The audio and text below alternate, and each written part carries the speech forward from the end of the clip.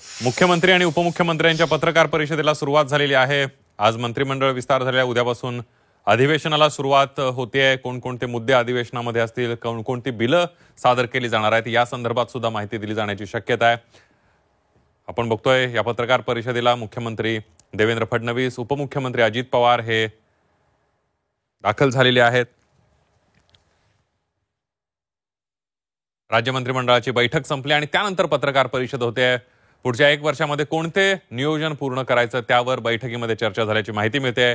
एकजूट ठेवून विकासावर भर देणार असल्याची कॅबिनेटमध्ये चर्चा झाली आहे। मंत्रिमंडळ विस्तार झाला, मंत्र्यांच्या सगळा शपथविधी पार पडल्यानंतर हे सगळे मंत्रिमंडळाची पहिली बैठक, कॅबिनेट पहिली झालेली आहे आणि त्यामध्ये अनेक महत्त्वाच्या मुद्द्यांवर या पहिल्या कॅबिनेटमध्ये चर्चा झाली आहे। त्या 2 ते 3 दिवसांमध्ये खातेवाटप सुद्धा होणार असल्याची सूत्रांकडून माहिती मिळते आणि त्यामुळे आता कॅबिनेटमध्ये कोणकोणत्या विषयांवर चर्चा झाली याचा लेखाजोखा आहे तो आता मुख्यमंत्री आणि उपमुख्यमंत्री या पत्रकार परिषदेमध्ये मांडतील। खातेवाटप ची सुद्धा मोठ्या प्रमाणावर उत्सुकता पाहायला मिळते। पुढच्या 2-3 दिवसांमध्ये हे खातेवाटप पूर्ण होईल अशी माहिती सूत्रांकडून मिळते। त्यामुळे मंत्रिमंडळ विस्तारानंतर सरकारची पत्रकार परिषद होईल। मंत्रिमंडळाचा विस्तार झाला, त्यानंतर कॅबिनेट बैठक पार पडली आणि या कॅबिनेटमध्ये नेमक्या काय चर्चा झाल्या, कोणकोणत्या विषयांवर पुढच्या वर्षभरामध्ये काय नियोजन असेल सरकारचं, मंत्रिमंडळाचं, या संदर्भात चर्चा झाल्याची माहिती मिळते। तर खातेवाटपाबाबत सुद्धा पुढच्या 1-2 दिवसांमध्ये स्पष्ट होईल खातेवाटप अशी सुद्धा सूत्रांकडून माहिती मिळते। आपण बघतोय हे सगळे महत्त्वाचे मंत्री सुद्धा या मुख्यमंत्री आणि उपमुख्यमंत्र्यांसोबत उपस्थित आहेत।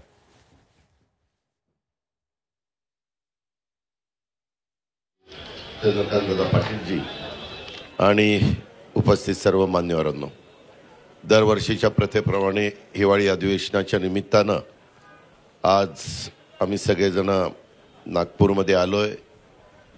कॅबिनेट आत्ताच झाली। यावेळेस सभागृहामध्ये बिलं होणार आहेत, त्याच्याबद्दल राज्याचे मुख्यमंत्री सांगतीलच साधारण कामकाज काय असणार आहे त्याच्याबद्दल। परंतु अलीकडे एक पायंडाच पडलेला आहे की विरोधी पक्ष हा सातत्याने चहापानाच्या कार्यक्रमावर बहिष्कार घालतात आणि हे वर्षानुवर्ष अलीकडे चाललेलं आहे। त्याच्यावर ते चहापान करावं न करावं हा एक आता विचार करणारा प्रश्न निर्माण झालेला आहे। त्यांनी जे मुख्यमंत्री महोदयांना पत्र पाठवलेलं आहे त्याच्यामध्ये वेगवेगळ्या प्रकारे नेहमीचे काही दाखले देण्याचा प्रयत्न केला आहे। आपल्याला सगळ्यांना माहिती आहे की कालच्या 23 तारखेला प्रचंड बहुमताने महायुतीचं त्या ठिकाणी सरकार आलं आणि आज त्याला खऱ्या अर्थाने मंत्रिमंडळाचा संपूर्ण शपथविधी होऊन त्याला अंतिम स्वरूप त्या ठिकाणी प्राप्त झालेलं आहे। 2-3 दिवसात मुख्यमंत्री महोदय सगळ्यांचे खातेवाटप त्या ठिकाणी करतील आणि कामाला सगळे गतीनं लागलेला चित्र आपल्याला सगळ्यांना पाहायला मिळेल। आमचा सगळ्यांचा प्रयत्न आहे, एवढी मोठं बहुमत असल्यामुळं जनतेने जो विश्वास महायुतीवर टाकलेला आहे त्या विश्वासाला पात्र राहून कशा प्रकारे ह्या महाराष्ट्राचा सर्वांगीण विकास करता येईल हाच प्रयत्न आम्ही सगळेजण करणार आहोत आणि त्याच्यामध्ये कुठली काही अडचण येईल असं आम्हाला तरी काही वाटत नाही। विरोधक जरी संख्येने कमी असले तरी महाराष्ट्राच्या दृष्टिकोनातनं महत्त्वाचे प्रश्न तिथं चर्चेला आले तर त्याच्याबद्दल व्यवस्थितपणे महाराष्ट्राच्या हिताच्या ज्या गोष्टी असतील तशा पद्धतीनं त्याची उत्तरं तिथं दिली जातील। प्रश्नोत्तराचा तास नसला तरी वेगवेगळी आयुधं वापरून विरोधकांना, विरोधी पक्षातल्या सन्माननीय सदस्यांना वेगवेगळे प्रश्न विचारता येतात हे आपल्याला देखील पत्रकार मित्रांना माहिती आहे आणि त्याच्यामुळं आम्ही कदापि आम्हाला प्रचंड अशा प्रकारचं बहुमत आहे म्हणून कसंही रेटून आपलं सभागृह चालवायचं असं कदापि आमच्याकडनं होणार नाही। ती भूमिका मुख्यमंत्र्यांनी सुरुवातीला स्पष्ट केलेली आहे आणि आमचंही सगळ्यांचं त्या भूमिकेशी समर्थन आहे। एक ह्या महाराष्ट्रामध्ये परंपरा आहे की नेहमी विरोधकांना थोडा रिस्पेक्ट ठेवून काम करायचं असतं। विरोधकांनी पण त्या पद्धतीनं प्रश्न मांडायचे असतात, प्रश्न विचारायचे असतात, साधक बाधक चर्चा करायची असते. बिलाच्या संदर्भामध्ये देखील ते बिल जर पास झालं तर राज्याला त्याचा कितपत बेनिफिट मिळणार आहे, जनतेला किती त्याचा फायदा होणार आहे, या सगळ्या गोष्टीची शहानिशा ही दोन्हीकडनं त्या ठिकाणी केली जाईल. आम्ही कधी त्यांना कुठंतरी ते अतिशय कमी संख्येने म्हणून त्यांच्याकडे दुर्लक्ष करायचं अशा प्रकारची बाब ही आम्हा महायुतीच्या सरकारकडनं अजिबात होणार नाही. ही ग्वाही देखील ह्या पत्रकार परिषदेच्या निमित्तानं आपल्यालाही ती देतो आणि आपल्या मार्फत राज्यातल्या पण जनतेला देतो आणि जे विरोधी पक्षाचे सन्माननीय सदस्य आहेत त्यांनाही ह्या निमित्ताने देतो. अधिक न बोलता मी इथंच थांबतो. धन्यवाद.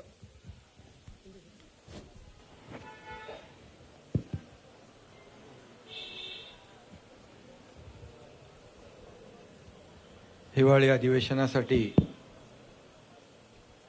उपस्थित सर्व पत्रकारांचं स्वागत. आज मंत्रिमंडळ विस्तार झाला. सर्व मंत्र्यांचंही स्वागत, त्यांनाही शुभेच्छा. गेल्या काही दिवसामध्ये तुम्ही लोक सगळ्या मंत्रिमंडळाचं वाटप करत होतात, पण आज आम्ही पाहत होतो कुणाला किती मंत्री, कुणाचे किती खाते कुणाचे कुणाला खाते वाटपही होईल मुख्यमंत्री महोदयांच्या नेतृत्वाखाली. आणि खरं म्हणजे अतिशय मोठं मॅन्डेट आणि हे अधिवेशन आपलं नागपूरमध्ये होतंय. नागपूरकर मुख्यमंत्री देवेंद्रजींचं मी अभिनंदन करतो, त्यांनाही शुभेच्छा देतो. खरं म्हणजे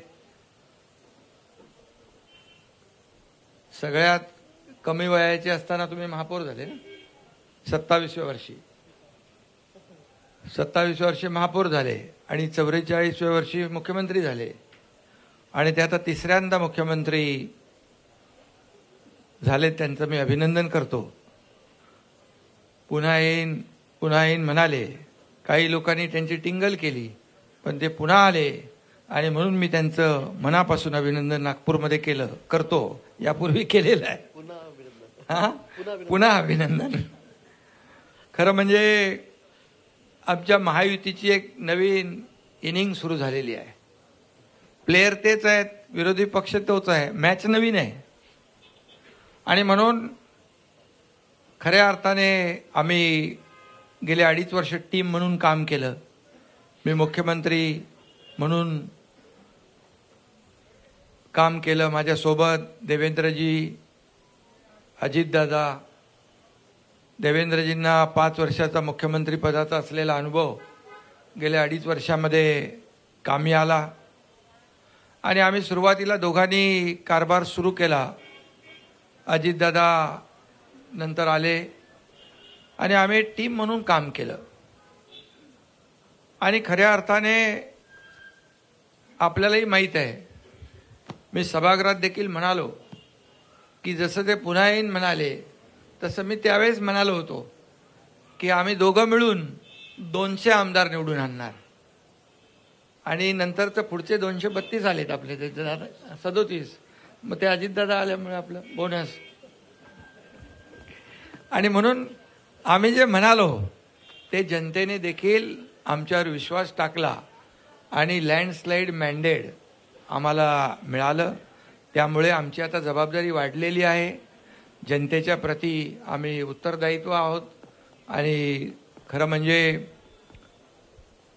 विदर्भामध्ये हे अधिवेशन होतंय आणि विदर्भाला देखील आम्ही 2.5 वर्षामध्ये न्याय देण्यासाठी अनेक निर्णय घेतले.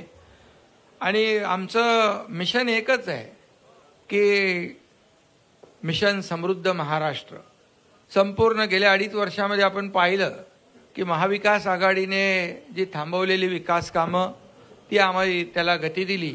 जी देवेंद्रजींच्या काळामध्ये सुरू झाली परंतु नंतर ते प्रकल्प बंद पडले. ते फार म्हणजे शेतकऱ्यांच्या हिताचे, जनतेच्या हिताचे प्रकल्प होते, परंतु आम्ही त्याला चालना दिली. त्याची काही उद्घाटने आदरणीय प्रधानमंत्री महोदयांच्या शुभ हस्ते झाली आणि एकीकडे विकास आणि दुसरीकडे लोककल्याणकारी योजना याची सांगड आम्ही घातली. आणि मला अभिमान आणि आनंद आहे की आमच्या टीमचा की लोकांनी देखील आमच्या कामाची पोचपावती दिली आणि तुम्हाला सगळ्यांचे अंदाज फोल ठरले. अनपेक्षित असा विजय, दैदिप्यमान असा विजय आम्हाला मिळालेला आहे. आणि जसं मला देवेंद्रजींनी खंबीर पाठिंबा दिला, ते उपमुख्यमंत्री होते आणि मला मुख्यमंत्री म्हणून त्यांनी पाठिंबा दिला, नंतर अजितदादांनी दिला, तसाच हा एकनाथ शिंदे देखील देवेंद्रजींच्या पाठीशी खंबीरपणे उभा राहील. कारण तुम्ही रोज काहीतरी सांगता, नाराज आहे काय काय. आता नाराज आणि खुशी आनंद कसा काय व्यक्त करायचा त्याचं एक डेफिनेशन पण तुम्ही सांगायला पाहिजे. आणि म्हणून आमच्या टीममध्ये आम्ही सगळे एक टीम म्हणून काम करणार आहोत. आणि आम्ही तिघं आणि आमचं मंत्रिमंडळ जे आहे हे राज्यातल्या जनतेला आम्ही आमची जबाबदारी आहे त्यांच्याप्रती. आम्ही अन्सरेबल आहोत त्यांना. आणि म्हणून चांगलं सरकार या ठिकाणी, लोकाभिमुख सरकार, आणि जे गतिमानतेने आम्ही निर्णय घेतले तसेच गतिमानतेने निर्णय यापुढे आम्ही घेऊ. आणि खऱ्या अर्थाने या ठिकाणी एक लोकाभिमुख सरकार, एक सर्वसामान्यांचं सरकार म्हणून आम्ही म्हणत होतो. सर्वसामान्यांचं सरकार कसं असतं हेही आम्ही दाखवून दिलं. आणि लोकांसाठी आम्ही अनेक निर्णय घेतले. 2.5 वर्षामध्ये आमच्या कामांचा स्ट्राईक रेट महायुतीचा देशात नंबर 1 होता. आणि म्हणून आमच्या 2.5 वर्षातल्या ऐतिहासिक कामाला जनतेने स्वीकारलं आणि विरोधकांना जनतेने नाकारलं. ही देखील वस्तुस्थिती आहे. आणि म्हणून निवडणुकीमध्ये देखील जनतेने विरोधकांना त्यांची जागा दाखवली. अगदी विरोधी, मला काही टीका करायची नाही आहे, परंतु विरोधकांना देखील विरोधी पक्षनेत्या एवढं संख्याबळ देखील मिळवता आलं नाही. ही देखील वस्तुस्थिती आहे. कारण आपल्याला माहीत आहे की लोकसभेच्या निकालानंतर त्यांनी मंत्रिमंडळ तयार करून टाकलं होतं. मंत्री कुणाला, मुख्यमंत्री कोण, काय सगळं. परंतु जनतेने दाखवून दिलं की खऱ्या अर्थाने जे काम करणारे लोक आहेत त्यांच्या मागे जनता उभी राहिली. आणि आज 2.5 वर्षामध्ये जे काम केलं त्याची फलश्रुती, त्याचा परिपाक आज आपण पाहतोय. आणि चहापानासाठी अजितदादा मगाशी म्हणाले, विरोधी पक्षाची परंपरा आहे बहिष्कार घालण्याची. आम्ही त्यांना आमंत्रित केलं होतं, आम्हाला वाटलं येतील, परंतु जनतेनेच विरोधी पक्षावर बहिष्कार घातला आणि त्यामुळे एवढी लँडस्लाईड विक्टरी मिळाली. आणि म्हणून खरं तर आज त्याच्यावर जास्ती काय मी बोलत नाही, परंतु सुदृढ लोकशाहीचं जे काही आपण संकेत म्हणतो, सत्ताधारी पक्ष आणि विरोधी पक्ष जरी ते संख्याबळाने कमी असले तरी सुद्धा विरोधी पक्ष म्हणून आम्ही तिघही आणि आमचं महायुती सरकार कुठेही त्यांना कमी लेखणार नाही. त्यांनी आम्हाला 2.5 वर्षामध्ये हलक्यात घेतलं आणि आरोपावर आरोप, आरोपावर आरोप, आरोपावर आरोप 2.5 वर्ष केले. परंतु आम्ही त्यांनी आरोप केले, आम्ही काम केलं, काम एके काम केलं. आणि म्हणून आरोपाला उत्तर आम्ही कामाने दिलं. आणि म्हणून त्यांनी आम्हाला हलक्यात घेतलं म्हणून त्यांची ही गत झाली. त्यांना आम्ही काय हलक्यात घेणार नाही. आम्ही त्यांचा मान सन्मान नक्की ठेवू. आता त्यांनी सकारात्मक राजकारण केलं पाहिजे. कन्स्ट्रक्टिव्ह क्रिटिसिझमची अपेक्षा त्यांच्याकडून आहे. आणि जिथं सरकार किंवा कुठं चुकत असेल तर विरोधी पक्षाने नक्की बोलावं. परंतु या ठिकाणी विरोधाला केवळ विरोध न करता सरकारच्या चांगल्या कामामध्ये, अधिवेशनामध्ये आपण भाग घेतला पाहिजे सगळ्यांनी. सारखं ते काय त्याला म्हणतो सभात्याग करून लोकांना न्याय देता येणार नाही. आणि म्हणून आम्ही एवढंच सांगतो की आदरणीय प्रधानमंत्री देखील म्हणाले 2047 मध्ये भारत स्वातंत्र्याची 100 वर्ष पूर्ण करेल, तेव्हा विकसित भारत कसा असला पाहिजे यासाठी त्यांनी 11 संकल्प कालच जाहीर केलेत. आणि आपल्याला माहीत आहे की आम्ही आपलं महायुतीचं सरकार आदरणीय प्रधानमंत्री मोदी साहेबांच्या मार्गदर्शनाखाली आम्ही काम केलं. डबल इंजिनचं सरकार म्हणून आम्ही काम केलं आणि म्हणून आमचाही देखील अजेंडा आहे याला प्रगत राज्य करायचं. मुख्यमंत्री महोदयांच्या नेतृत्वाखाली या ठिकाणी राज्य अधिक गतिमान होईल आणि पुढे या राज्यातल्या जनतेला न्याय मिळेल. आणि मी हेही सांगतो की काही मगाशी त्यांनी पत्र दिलेलं आहे EVMच्या बद्दल, त्या ठिकाणी काही धानाच्या बद्दल. आता आपण मला वाटतं गेल्या वर्षी आपण 15,000 रुपये दिले ना, 20,000 रुपये दिले. पहिले 15 दिले, नंतर 20 दिले आपण. म्हणजे धानाला बोनस देखील आपण आपल्या काळात जास्ती दिला. विदर्भामध्ये देखील आपण अनेक निर्णय घेतले. मुख्यमंत्री स्वतः इकडचे असल्यामुळे अनेक निर्णय आपण पाण्याचे घेतले, सिंचनाचे घेतले, वैनगंगा, नळगंगा, गोसेखुर्द, ते पर्यटनाचा जो आपलं बॅकवॉटर आहे त्याच्यावर आपण हे केलं. सुरजागडमध्ये आपण प्रकल्प सुरू केले मोठ्या प्रमाणावर. त्याच्यात मी डिटेलमध्ये जात नाही, परंतु आम्हाला अभिमान आहे की आम्ही जे काम केलं विदर्भासाठी, फक्त विदर्भामध्ये खरं म्हणजे औपचारिकता म्हणून अधिवेशन नाही आहे, तर विदर्भामध्ये आल्यानंतर या नागपूरमध्ये जे अधिवेशन आहे त्याची फलश्रुती झाली पाहिजे. आणि गेल्या 2.5 वर्षामध्ये देखील आम्ही अनेक निर्णय घेतले या विदर्भासाठी, याचा देखील आनंद आणि समाधान आहे. आणि म्हणून मी आपल्याला एवढंच सांगतो की आमच्या महायुतीच्या काळामध्ये मराठी भाषेला अभिजात भाषेचा दर्जा देवेंद्रजींनी स्वतः त्याचा पाठपुरावा देखील केला आणि आदरणीय प्रधानमंत्री महोदयांनी तो देखील निर्णय घेतला. त्यामुळे अशी अनेक कामं आहेत, किती निर्णय घेतले आपण की ते सांगायला या ठिकाणी वेळ पुरणार नाही. गेल्या 2.5 वर्षात आम्ही 86 कॅबिनेट बैठका घेतल्या, 850 निर्णय घेतले. सर्व निर्णय लोकहिताचे, जनहिताचे निर्णय आम्ही घेतले आणि आम्ही तिघांनी मिळून जे जनतेसाठी या महाराष्ट्रातल्या लोकांसाठी घेतले ते आपल्या सगळ्यांना माहीत आहेत. आणि म्हणून यापुढे देखील एक टीम म्हणून आम्ही काम करतोय. नक्कीच पुढचा जो काही कालावधी आहे हा सर्वसामान्य जनतेसाठी, या राज्याच्या विकासासाठी, या राज्याच्या सर्वांगीण विकासासाठी केंद्र सरकार देखील आमच्या पाठीशी उभं आहे. आणि म्हणून याचा फायदा जनतेला होईल, महाराष्ट्राला होईल. आणि जे आदरणीय प्रधानमंत्री महोदयांचं $5 ट्रिलियन जे हे आपलं स्वप्न आहे, त्याच्यामध्ये आमचं जे $1 ट्रिलियन जे स्वप्न आहे, जो गोल आहे, तो मला वाटतं आम्ही अचीव करू. त्याच्यापेक्षा जास्ती पुढे जाऊन अचीव करू, एवढंच या प्रसंगी आपल्याला सांगतो. आणि EVMच्या बाबतीमध्ये मी एवढंच सांगेन की जेव्हा लोकसभेमध्ये EVM त्यांना 31 जागा मिळाल्या, त्यावेळेस त्यांना बॅलेट पेपर आठवला नाही.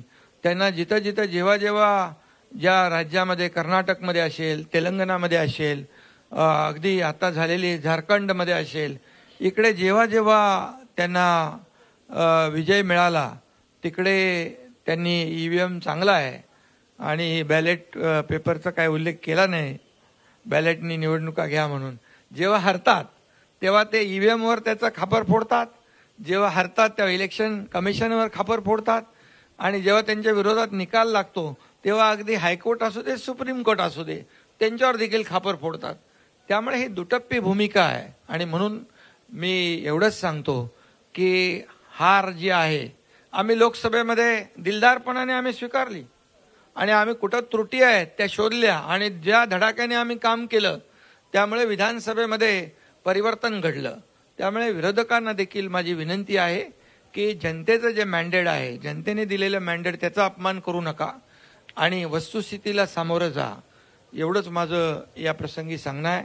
आणि आम्ही पुढे जे करू ते या राज्याच्या भल्यासाठी करू, राज्याच्या विकासासाठी करू, सर्वसामान्य माणसाच्या जीवनामध्ये जे बदल घडले पाहिजे, चांगले दिवस आले पाहिजे, त्याच्यासाठी करू. आणि आम्ही जे काही शब्द दिलेले आहेत हे शब्द आम्ही पूर्ण करण्याचा पूर्ण प्रामाणिकपणे प्रयत्न करू, कारण आम्ही दिलेला शब्द पाळणारे आहोत आणि त्यामुळेच लोकांनी आमच्यावर विश्वास ठेवलेला आहे. आणि म्हणून सगळ्यांना पुन्हा एकदा शुभेच्छा. मुख्यमंत्री महोदय.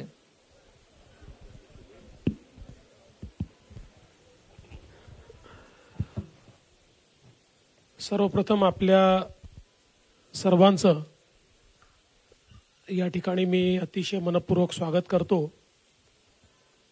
आणि हिवाळी अधिवेशन आहे आणि थंडी देखील आहे, त्यामुळे निश्चितपणे या अधिवेशनामध्ये आम्ही महाराष्ट्राच्या जनतेला ऊब मिळेल आणि ऊर्जा मिळेल अशा प्रकारचा कारभार करण्याचा प्रयत्न हा निश्चितपणे करू. राज्य मंत्रिमंडळाचा आजच विस्तार आम्ही केलेला आहे आणि या ठिकाणी आम्ही आज आमच्या 39 मंत्र्यांनी शपथ घेतलेली आहे, ज्याच्यामध्ये 6 राज्यमंत्री आहेत. आजपासनं आमचा गतिशील कारभार आम्ही सुरू केलेला आहे. अर्थातच तुमचा पुढचा प्रश्न जो असणार आहे त्याचं उत्तर दादांनी आणि शिंदे साहेबांनी दिलंय की खाते वाटप कधी, तर येत्या 2 दिवसात खाते वाटप देखील आम्ही पूर्ण करू. जवळपास सगळी क्लॅरिटी आमची झालेली आहे आणि या अधिवेशनामध्ये आपल्याला कल्पना आहे की राज्यपालांच्या अभिभाषणावरची चर्चा, पुरवणी मागण्यांवरची चर्चा, सत्तारूढ पक्ष आणि विरोधी पक्षांच्या प्रस्तावावरची चर्चा आणि त्याचसोबत जवळपास 20 बिलं या अधिवेशनामध्ये येणार आहेत. कारण मागच्या काळात निवडणुकीपूर्वी जे काही अध्यादेश निघाले होते ते बिलांमध्ये कन्वर्ट होणार आहेत आणि म्हणून चांगलं कामकाज करण्याचा आमचा प्रयत्न आहे. विरोधी पक्षाने एक पत्र दिलं, मागच्याच अधिवेशनातलं पत्र फक्त एक ईव्हीएमचा पॅरेग्राफ ऍड करून त्यांनी दिलं आणि म्हणून आपण मगाशी बघितलं असेल की बोलताना ते हिवाळी अधिवेशनाला पावसाळी अधिवेशन म्हणाले, कारण पत्र ते जुनंच होतं. पण मला असं वाटतं की जे काही मुद्दे त्यांनी उपस्थित केलेले आहेत पत्रामध्ये, त्याची उत्तरं वारंवार आम्ही दिलेली आहेत आणि ते जेवढे वेळा उपस्थित करतील तेवढे वेळा त्या प्रश्नांची उत्तरं ही निश्चितपणे आम्ही देऊ. महाराष्ट्रामध्ये एक गतिशील सरकार आणायचं आमचा प्रयत्न आहे आणि जसं शिंदे साहेबांनी सांगितलं, ईव्हीएमच्या संदर्भात आता एक नरेटिव्ह तयार करण्याचा प्रयत्न ते करतायत. त्याचंही उत्तर चर्चेच्या दरम्यान आम्ही देऊ. पण मला त्यांना सांगायचं आहे की या ईव्हीएमचा अर्थ असा आहे, एव्हरी वोट फॉर महाराष्ट्र. महाराष्ट्रातल्या प्रत्येक व्यक्तीने महाराष्ट्राकरता मतदान केलेलं आहे आणि म्हणून आमचं सरकार हे ईव्हीएमचं सरकार आहे, पण त्या ईव्हीएमचा अर्थ आहे every vote for magnetic Maharashtra आणि आम्ही तो महाराष्ट्र घडवण्याकरता या ठिकाणी पुढच्या काळामध्ये कारभार हा निश्चितपणे या ठिकाणी करू. काही उल्लेख त्यांनी केलेले आहेत ज्याचं उत्तर आता शिंदे साहेबांनी दिलं. खरं म्हणजे मी आकडेवारी सभागृहात सांगेन, पण आपल्याला सांगतो की सोयाबीनच्या खरेदीमध्ये यावर्षी आपण गेल्या 15 वर्षाचे रेकॉर्ड तोडले आहेत. इतक्या मोठ्या प्रमाणात खरेदी चाललेली आहे आणि मागच्या वर्षी सोयाबीन आणि कापसाकरता भावांतर योजना आपण राबवून हमी भावापेक्षा जो काही मार्केट रेट कमी होता त्याचे पैसे दिले, ते शेतकऱ्यांच्या खात्यामध्ये पोचले देखील. दुधाचा विषय असेल त्याला 5 रुपये 7 रुपये अशा प्रकारे मदत करण्याचं काम आपण केलं आणि एकूणच शेतकऱ्याच्या पाठीशी आपण उभं राहिलो. धानाच्या शेतकऱ्याला हेक्टरी 20,000 रुपये मदत आपण त्या ठिकाणी केली आणि म्हणून शेतकऱ्यांच्या पाठीशी ताकदीनं उभं राहणारं अशा प्रकारचं आपलं सरकार आहे. काही घटनांचा उल्लेख देखील या ठिकाणी करण्यात आलेला आहे. परभणीची जी घटना आहे त्या घटनेमध्ये एका मनोरुग्णाने ज्या प्रकारे भारताच्या संविधानाचा अपमान केला त्या मनोरुग्णाला अटक देखील करण्यात आली. दुर्दैवाने त्याच्यानंतर एक उद्रेक देखील झाला. मला या निमित्ताने ही विनंती करायची आहे की अशा प्रकारे एखाद्या मनोरुग्णाच्या कृत्यावर असंवैधानिक पद्धतीनं उद्रेक करणं हे योग्य नाहीये. ते बाबासाहेबांना देखील कधीच मंजूर झालं नसतं. मात्र जी घटना घडली ती घडून चुकली आहे. मी एवढंच सांगतो, हे सरकार संविधानाचा सर्वोच्च सन्मान करणारं सरकार आहे. कुठल्याही परिस्थितीमध्ये तसूभरही संविधानापेक्षा वेगळं काम हे सरकार करणार नाही.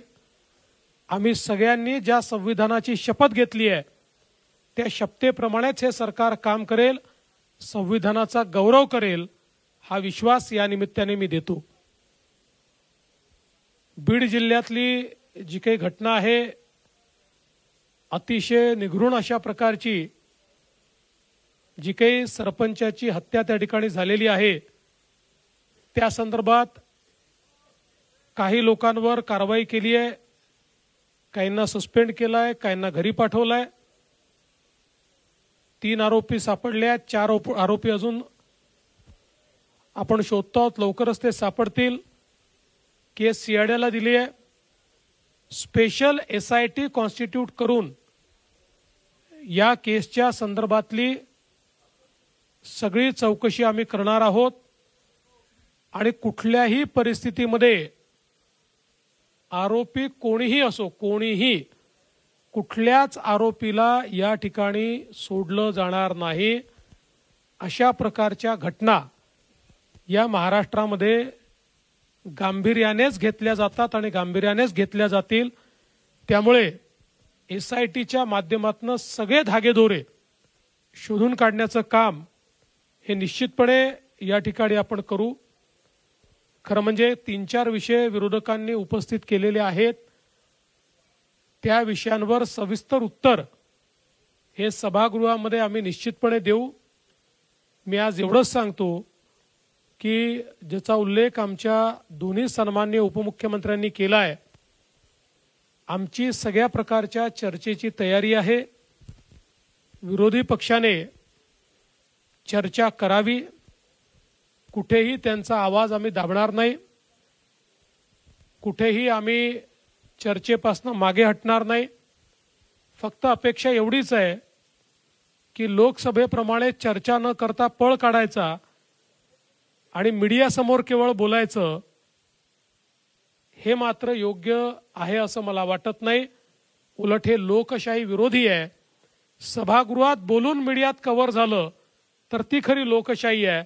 पण सभागृहात बोलायचंच नाही आणि मीडियासमोर जाऊन बोलायचं, अशा प्रकारची लोकशाही ते जर चालवणार असतील तर त्यांचा लोकशाहीवर विश्वास नाही असंच आपल्याला म्हणावं लागेल. बाकी सगळ्या प्रश्नांची उत्तरं योग्य प्रकारे आम्ही देऊ, हा विश्वास मी विरोधकांना देखील या ठिकाणी देतो. आणि महाराष्ट्रामध्ये सामान्य माणसाला आणि विशेषतः विदर्भात हे अधिवेशन चालू असल्यामुळे विदर्भाच्या जनतेला देखील जो जास्तीत जास्त दिलासा देण्याचा प्रयत्न करता येईल तो करण्याचा प्रयत्न आम्ही सगळे मिळून करू, एवढाच विश्वास या निमित्ताने मी देतो. आणि विरोधकांना आवाहन करतो की त्यांनी चांगल्या प्रकारची चर्चा सभागृहामध्ये करावी.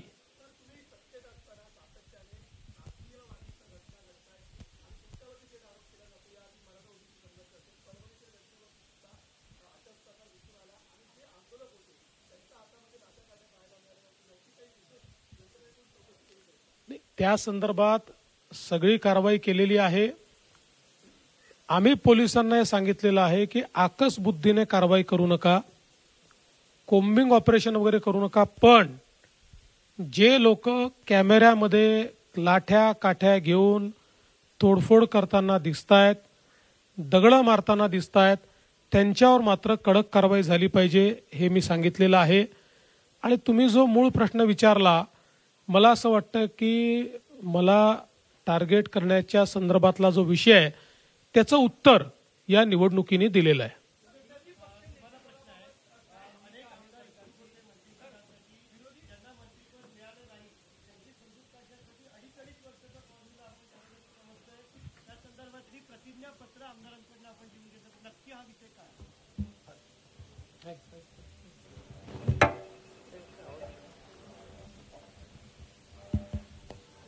खरं म्हणजे अनेक लोक त्यांची क्षमता असते, मंत्री बनण्याची अपेक्षा असते, इच्छा असते, त्यामुळे जे काम करू शकतील, कॅपेबल आहेत, आणि कोण ज्यांना दिलं ते त्या क्षमतेचे आहेत, ज्यांना नाही दिलं ते त्या क्षमतेचे नाहीत, असं नाहीये. आणि म्हणून आम्ही एक पक्षाचा एक निर्णय घेतलाय, 2.5 वर्षाचं मंत्रिपद. जो काम करेल तो पुढे जाईल, आणि त्यामुळे आम्ही पक्षाने ठरवलेला तो निर्णय आहे. त्यामुळे मला वाटतं अनेक लोकांना संधी देऊ शकतो, आणि खऱ्या अर्थाने माझी भूमिका स्पष्ट आहे की जे पद, जो विभाग ज्याला मिळेल त्याला पूर्ण न्याय दिला पाहिजे, आणि जो परफॉर्म करेल त्याला संधी मिळेल. आणि त्याच्यात आपण म्हणतो ना काय इंग्रजीमध्ये, परफॉर्म ऑर पेरिश, तर त्यामुळे जो परफॉर्म करेल तो पुढे जाईल. सीएम सर, माझा प्रश्न होता की विरोधी पक्षनेते पदाबाबत काय भूमिका आहे सरकारची? विरोधी पक्षनेते पदाबद्दल सरकारची भूमिका काहीच नसते. त्याचा निर्णय कायद्याने आणि नियमाने अध्यक्षांनी घ्यायचा असतो. अध्यक्ष जो निर्णय घेतील तो आम्हाला मान्य असेल.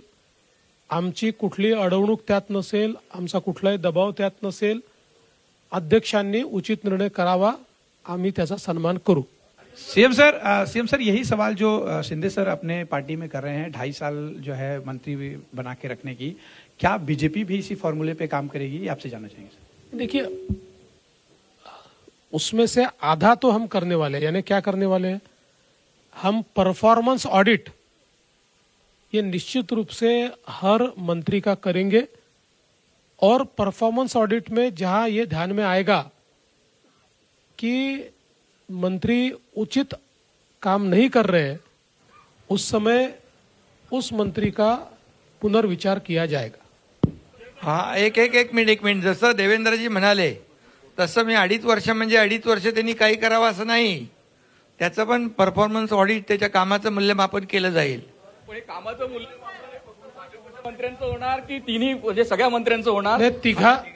तिघांनीही आम्ही आज आमच्या मंत्रिमंडळ बैठकीमध्ये आम्ही तिघांनीही सगळ्या मंत्र्यांना सांगितलेलं आहे की आपल्या सगळ्या मंत्र्यांच्या कामाचं परफॉर्मन्स ऑडिट आम्ही करू. आणि दुसरा प्रश्न की दंगलखोरांवर आपण कारवाई करण्यासंदर्भात कायदा केलेला आहे. अनेक ठिकाणी या जाळपोळीच्या घटना घडत आहेत आणि सार्वजनिक मालमत्तेचा विध्वंस होतो आहे, तर त्यांच्याकडनं तो खर्च वसूल करणे किंवा सार्वजनिक मालमत्तेचं कायद्याने अशी कारवाई होणार का? निश्चित कायद्याप्रमाणे ती कारवाई केली जाईल.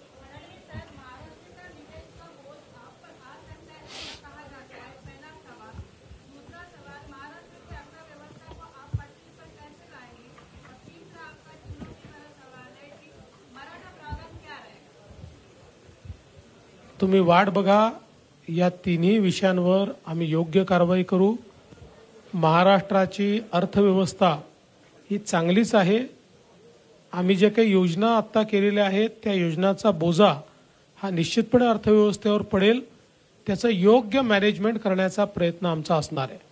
तर आपल्या मंत्रिमंडळात साधारण 40% चेहरे आहे हे नवीन तरुण आहेत. त्याचवेळी काही जुने जाणते आणि एक्सपिरियन्स लोकांना आपण सुट्टी केलेली आहे. त्याच्यामुळे मागे काय खास धोरण आहे का? नाही, आमचा प्रयत्न असा आहे की हे मंत्रिमंडळ एक सर्व प्रकारचा चेहरा याच्यामध्ये दिसला पाहिजे. त्या दृष्टीने काही जुने जाणते नेते आहेत, काही तरुण आहेत, महिलांना देखील आम्ही चांगल्या प्रकारे संधी दिलेली आहे. विविध समाजांना आम्ही संधी दिलेली आहे. ओबीसी समाज असेल, मराठा समाज असेल, धनगर समाज असेल, आदिवासी समाज असेल, SC समाज असेल, विविध समाजांना देखील आम्ही प्रतिनिधित्व दिलेलं आहे.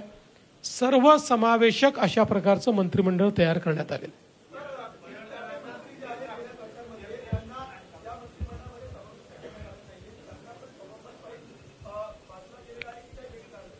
वेगवेगळी कारणं त्याच्यामध्ये आहेत. अनेक वेळा काही मंत्र्यांना याकरता घेण्यात आलेलं नाही. मी भाजपचं सांगतो आमच्याकडे की पक्षाने त्यांना काही वेगळी जबाबदारी द्यायचं ठरवलेलं आहे. आपल्याला कल्पना आहे BJPमध्ये अनेक वेळा आम्ही जर कोणाला जबाबदारी पक्षात द्यायची असेल तर त्यांना मग मंत्रिमंडळात स्थान देत नाही. काही असं देखील असू शकतं की काही जे मंत्रिमंडळातनं ड्रॉप झाले आहेत त्यातले काही परफॉर्मन्समुळे देखील ड्रॉप झालेले असू शकतात.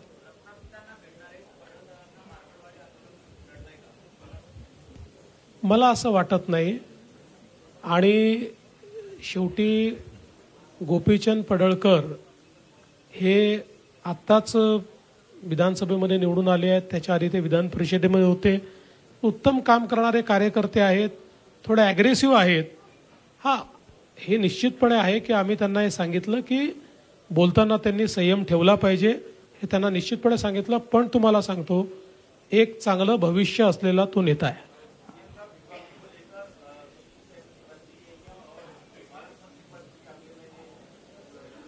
विभागों को लेकर हमारी करीब करीब सहमति बन चुकी है और इसीलिए मैंने कहा कि हम अब उसका जो बाटअप है वो अगले 1-2-3 दिन में कर देंगे. पालक मंत्री के लिए अभी तक हम बैठे नहीं हैं क्योंकि वो चुनौती अभी हमारे सामने नहीं है. हम अधिवेशन के आखिरी दिन बैठेंगे और पालक मंत्री का भी निर्णय कर देंगे. आपण फडणवीस साहेब, आपण महत्वाची जबाबदारी त्यांच्यावर द्यायची. फडणवीस साहेब,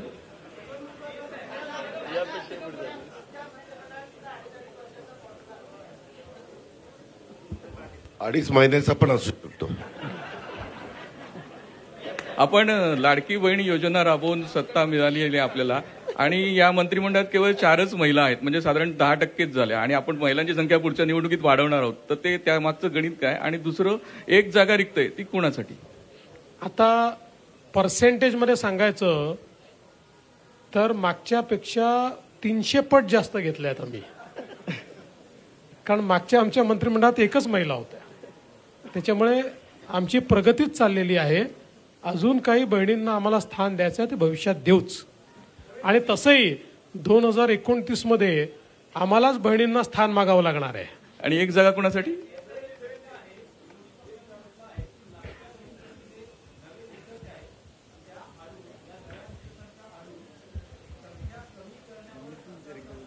माझं विरोधी पक्षाला आव्हान आहे की नवीन निकष कुठले आहेत त्यांनी सांगावे. कुठले नवीन निकष आहेत ते त्यांनी सांगावे, एवढं माझं त्यांना खुलं आव्हान आहे. देवेंद्र भाऊ, सभागृहामध्ये तुम्ही अनेक वेळा सांगितलं होतं, उदाहरणार्थ औरंगजेबाच्या संदर्भामध्ये जी काय आंदोलनं झाली होती, घोषणा झाल्या होत्या, त्यावेळेला तुम्ही सांगितलं होतं याच्यामागे काहीतरी षडयंत्र आहे, ते आम्ही योग्य शोधून काढू आणि त्यांच्यावरती कारवाई करू. त्याचबरोबर मराठा आंदोलनाच्या वेळी पण काही हिंसा झाली आणि त्याच्यावेळी तुम्ही सांगितलं होतं हे राजकीय षडयंत्र आहे, ते शोधून काढू आणि आम्ही सांगू. आतापर्यंत ते शोधून काढण्यात आलेलं नाही म्हणून ते सांगण्यात आलेलं नाही किंवा शोधून काढलंय पण ते सांगायचं नाहीये. सगळ्या गोष्टी तुमच्या समोर आलेल्याच आहेत. काय लपलेलं आहे? जे जे झालंय ते तुमच्या समोर आलेलं आहे. ते पुन्हा नव्याने सांगण्याची आवश्यकता नाही आहे. पण काही गोष्टी मात्र तुम्ही जे म्हणालात, विशेषतः अराजकतेच्या संदर्भातल्या, त्याचा खुलासा या अधिवेशनात मी करणार आहे.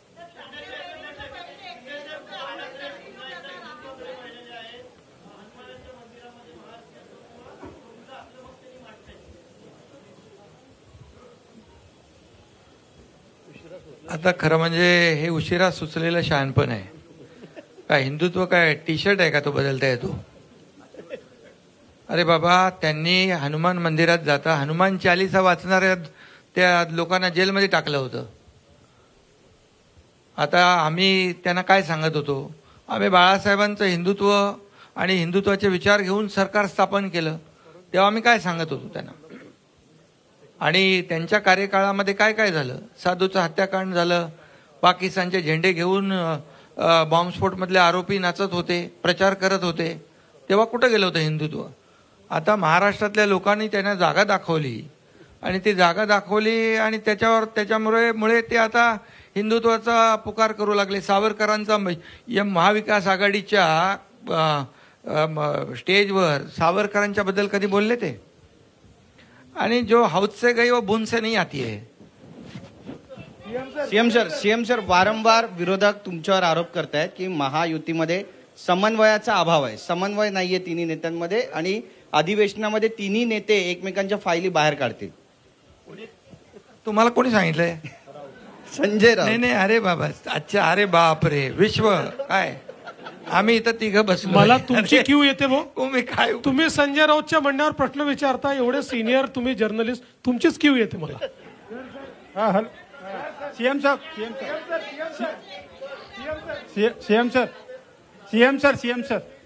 अरे सीएम सर, नाही, आमची इच्छा होती घटक पक्षांना सामावून घ्यायची, काही कारणाने सामावून घेऊ शकलेलो नाही, पण भविष्यात त्यांना सामावून घेऊ. सीएम सर, जे नाराज आहे घटक पक्ष असतील त्यांना महामंडळ वगैरे काही देणार आहात का लवकर? नाराजांना आम्ही समजून सांगू, आमचेच आहेत, त्यांना नक्की समजून सांगू.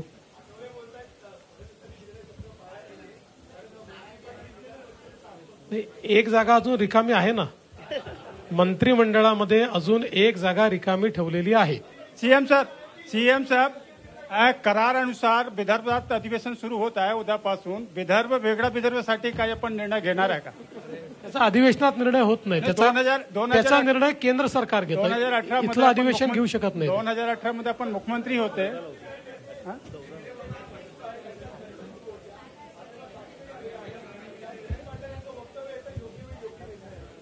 आमच्याकडे पूर्ण बहुमत आहे, आमच्याकडे भरपूर लोक निवडून आलेले आहेत, त्याच्यामुळे आमच्याकडनं तरी आता कुठलाही प्रयत्न नाही. एकनाथजी, प्रश्न असा आहे की आपण म्हटलं हिंदुत्व बदलता येत नाही, पण आता तुमच्या वेळेस घेतलेला हिंदुत्व नाही, टी शर्ट आहे का हिंदुत्व बदलायला, असं म्हणालो मी. आणि महत्वाचं म्हणजे हिंदुत्व तुम्ही कधी खूप बदलूच उत्तम शकत निर्णय नाही. घेतला होता, गोमाता ही राजमाता. पण हिंदुत्ववादी कार्यकर्त्यांची अशी मागणी आहे की मनुष्यवधाचा गुन्हा दाखल झाला पाहिजे जर गोमातेला मारलं तर, कारण गो कत्तल होते आहे, गोमाता कापली जाते आहे आणि वारंवार या घटना होत आहेत की ट्रक सुद्धा जाळले जात आहेत. तर मोठ्या मोठ्या घटना अजूनही होत आहेत, तर तो ठोस निर्णय होईल का आता? नाही, होणार ना ठोस निर्णय, त्याच्यावर कडक कारवाई करू. त्याच्यात कायद्यामध्ये आणखी आपण आणखी जे काही बंधनं आणता येतील ती आणू. सीएम सर, परभणीच्या घटनेमध्ये काही अर्बन नक्षल कनेक्शन पाहायला मिळत आहे का? अद्याप अशा प्रकारचं कनेक्शन दिसलेलं नाही, तथापि या घटनेची चौकशी चाललेली आहे.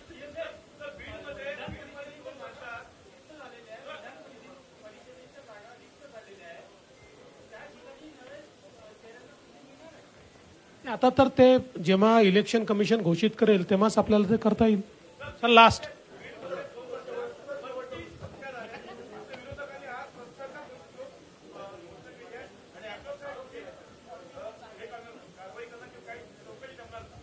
मी मगाशीच सांगितलं की बीडच्या घटनेवर आम्ही SIT नेमतो आहोत आणि कायदा आणि सुव्यवस्थेच्या संदर्भात कुठली हयगय केली जाणार नाही, अतिशय कडक कारवाई त्या ठिकाणी केली जाईल. महाविकास आघाडीचे काही खासदार संपर्कात आहे? अजून पुष्कळ करायचं